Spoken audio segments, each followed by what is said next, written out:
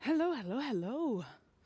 There is an amazing sunset here today. During this recording of this podcast, you cannot see it. We can. It's not easy for us to be recording the podcast in video, since we're basically always walking while we do it. But at the same token, we want to share it with you because it's pretty outstanding.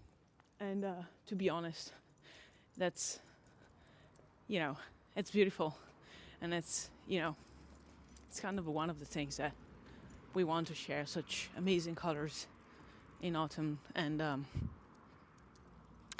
all the leaves and an air.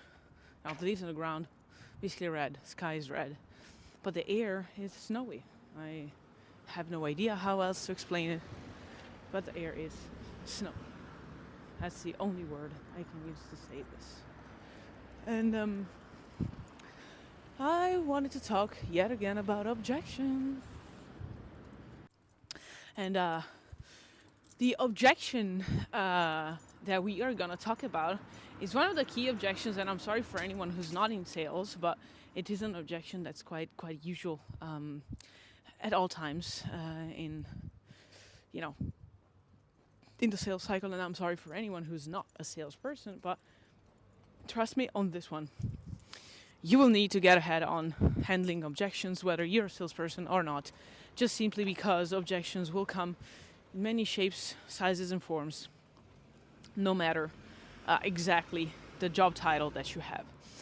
So today I wanted to talk about an objection that I've seen handling mom's colleague during a call, once a person, on the other hand, the prospect, was talking about budget. And I didn't have a specific thought per se around that specific objection, but I wanted to share my thoughts. And my thoughts around that are that this person comes up and says, hey, the budget for 2025 is closed. And this person tells it twice. And the mom's colleague was saying, okay, but it really depends on how urgent your request for this thing is, which is a way to say either like you desperately want it or you desperately need it. And for that, there is no budget that's going to be taken into consideration. And he reinforces this statement by saying, also, let me ask you a question. What would your work, your job, your daily things at the company look like if things were to stay the same for the next 6 months and you wouldn't have this tool? So projecting the person into a world in which budget is no longer a constraint because there is a pain point to solve. Now, remember when a couple of days ago, actually almost a week ago, we were talking about how it's paramount to sell the actual problem and not the solution, because that's what you want to sell, the problem. Remember when VCs ask to CEOs and founders in general numbers to back their ideas up, and in general, ways to justify their market, they're going to ask, like, how is this problem in terms of greatness? Like, how many people are experiencing the problem? How big of a request is there in the market to solve the specific problem? And the truth of the matter is they're asking that specific question because it gives you an idea of the fact that the problem actually exists. And it might seem odd to you, but you're not selling the solution, you're selling the problem all the time. And that's also why you are explaining to even the prospects that there is an actual problem to be solved. So this is exactly when this person in the call starts saying, well, we're going to have more work to do, the workload is going to increase, we are going to have many more things to do. We are probably we are a bit worried that quality of the actual output might be hindered, and many other things, And so the truth of the matter is that she just paused and she started thinking about really how bogging this problem is for them in a company. And so once you start to frame, Vergola, dobbiamo andare, amore mio. I want to play with the dogs. Once you start framing how big is that problem really, then they're going to start thinking about it. And so one day, once you start thinking, it's just going to be like... So you put them into a state of mind in which they start to think to themselves, oh my God, like this really can be solved. My life can be different. My work life can be different.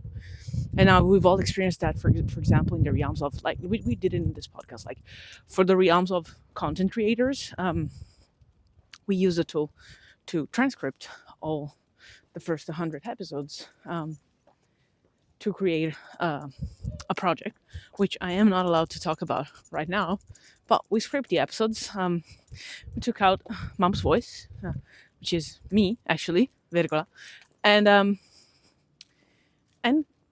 we transcribed it. And probably a year and a half, 2 years ago, 3 years ago, we would have to write down while listening to the podcast or just scripting it in a very scrappy way.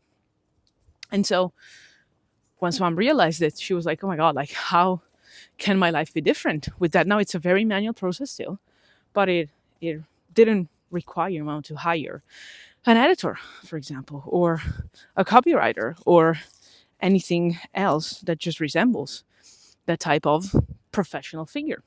And so the truth of the matter is that people are willing to solve their problems if you frame them correctly. And budget is not, sometimes it's a real objection and it's real. And if the price is a real problem, we already talked about it. Now, yes, there's nothing you can really do about it except making discounts if you're willing to. And we're not advocates for that. It really depends on what you want to do about it. But at the same token, as I said, the truth of the matter is budget is not an objection that is impossible to handle, because you would just freeze and say, oh my God, okay, no budget, bye-bye, okay. And so you can handle the budget objection by asking this and by framing the person's mindset into how it's going to be like if you don't solve this problem in 6 months. And now guess what? Budget doesn't become the most important thing out of the most important things, because what's important is that the company keeps growing, keeps working, keeps rising, and I really have a solution to problems that might potentially become roadblockers. And so as a person who sells, or in general that needs to be convincing somebody about something, you cannot have your self-esteem wrapped around the budget thing, because otherwise this would be very easy for the prospect or for anyone who needs to be convinced to tackle. And you're going to find yourself stuck into some area of, okay, valley of despair, no money. What's the point in just trying to sell them? And truth of the matter is, in fact, budget objection is quite a newbie objection, but it's something that people are in companies usually trained to use, because it's probably quite credible. And in fact, it's not going to become very credible if you just stick to asking questions. And remember, you are selling the problem, you are not selling your solution. It would be easier, but in fact, it's not. So for God's sake, please use this frame, or try at least. Let us know how it works. And many thanks to Mom's colleague who actually inspired this podcast. and helped us out cater it to you. Now, we're going to go back to work, and for the moment, I will send you kisses, hugs, some budget, and a bit of bark.